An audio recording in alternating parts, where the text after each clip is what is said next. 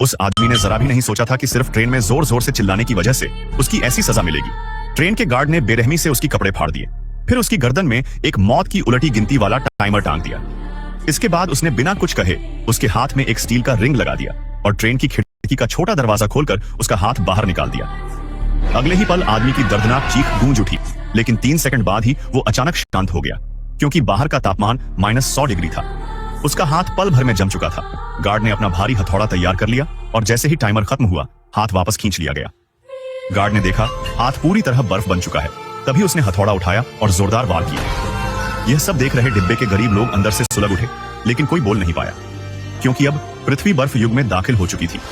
दुनिया के 99% लोग ठंड से मर चुके थे और बचा हुआ 1% इंसान इस एक चलती हुई ट्रेन में रह रहा था, जो लगातार 17 सालों से बिना रुके दौड़ रही थी।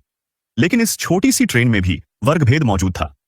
अमीर लोग आगे के लग्जरी डिब्बों में रहते थे, जहां शराब, संगीत और मौज मस्ती का अंत नहीं था। वहीं पीछे के हिस्से में गरीब लोग बदबूदार और अंधेरे डिब्बों में जैसे जानवरों की तरह पड़े रहते थे। उनके लिए खाने को बस एक काली जिलेटिन जैसी एनर्जी बार थी। सिर्फ इतना ही नहीं, अमीर लोग जब चाहें पीछे के डिब्बों से बच्चों को उठा ले जाते थे। कभी किसी को उसकी शिकायत करने की हिम्मत नहीं होती थी, क्योंकि जिसने जरा भी आवाज उठाई उसे उसी तरह की क्रूर सजा दी जाती थी। लेकिन जहां अत्याचार होता है, वहीं बगावत भी जन्म लेती है। आखिर खरगोश को भी अगर कोने में घेरो तो काटता है। एक दिन जब गार्ड खाने का घिनौना काला पेस्ट बांटने आया, पीछे के एक आदमी ने हिम्मत दिखाई। उसका नाम था निक। निक ने कई सालों से गार्डों को ध्यान से देखा था और उसे शक था उनकी बंदूक में असली गोलियां नहीं है। उसने अपनी शंका परखने के लिए भीड़ के बीच से निकलकर गार्ड की बंदूक अपने सीने पर रख दी। ट्रिगर दबा, पर कोई गोली नहीं निकली। यकीन हो गया, बंदूकें खाली थी। निक ने तुरंत इशारा किया। लोगों ने पहले से तैयार लोहे की पाइप उठाई और तेजी से डिब्बे के दरवाजे को बंद होने से रोक दिया। गार्ड कुछ कर नहीं पाए, क्योंकि उनके हथियार बेअसर थे। गरीबों ने पलक झपकते ही सबको काबू में कर लिया। तभी एक ताकतवर गार्ड हाथ में बड़ी तलवार झुलाने लगा।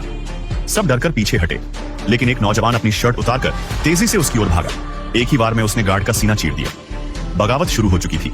भीड़ ने आगे बढ़कर ट्रेन के जेल वाले हिस्से तक पहुंच बनाई, जहां 2 लोग बंद थे। एक आदमी जो ताला खोलने का एक्सपर्ट था, और उसकी बेटी जिसके पास एक अजीब सी शक्ति थी। वो दीवार के पार भी सुन सकती थी कि अंदर क्या चल रहा है। आदमी ने ताले पर काम किया।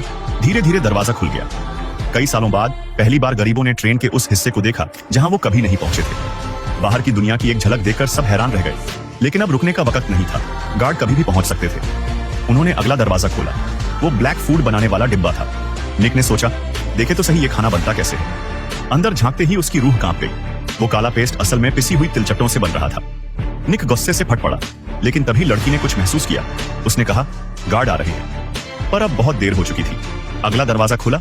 सामने गार्डों की एक बड़ी टोली हाथों में कुल्हाड़ियां लिए खड़ी थी।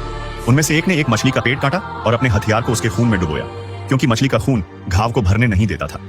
फिर ट्रेन अंधेरी सुरंग में घुस गई। गार्डों ने नाइट विजन लगा लिया और गरीब लोग अंधेरे में कटने लगे।